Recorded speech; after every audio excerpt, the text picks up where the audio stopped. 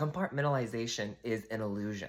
It is a tool the ego uses to cultivate separation and maintain its own existence. Because the ego is a separated individual self. In order to maintain a separated individual self, we need forms of separation to make real.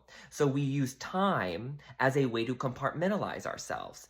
So we would sit here and say, I'm not normally angry, it's just this moment, or insecure, shame, whatever it is. I'm not normally like that. It's not really who I am.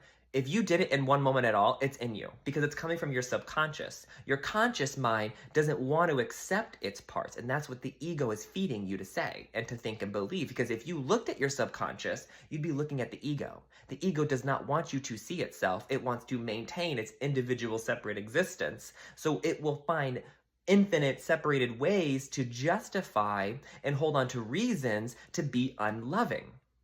And so this is what we want to catch, right? We want to be absolute in our practice of healing. So then we don't make compartmentalization a tool to escape healing. So one would be time, right? Another would be severity. So the ego loves to kind of create a spectrum of evaluation. So it's like small, medium, and maybe like a big fear. And so people would kind of in a mundane way, for example, like self-deprecation, right? That's an accepted form of self-hatred. Self-deprecation is making a joke at your expense. And so that is hatred. So that is insecurity and shame. Even if you're just, oh, I'm putting it as a joke, there is no severity. It's either love or it's not. So if you're entertaining a form of not love, there are more forms of not love that you use to maintain that feeling. So the self-deprecation of shame and insecurity, that's not the only way you keep shame and insecurity alive. There are other ways.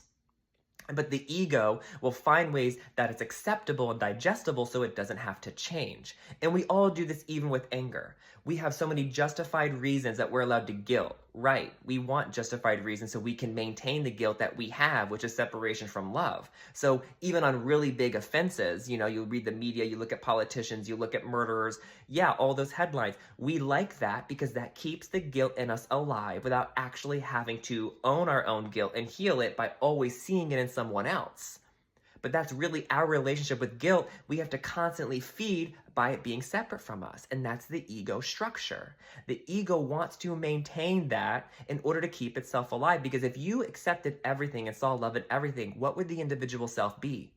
It would be nothing. Because the self-concept is no longer being projected outward.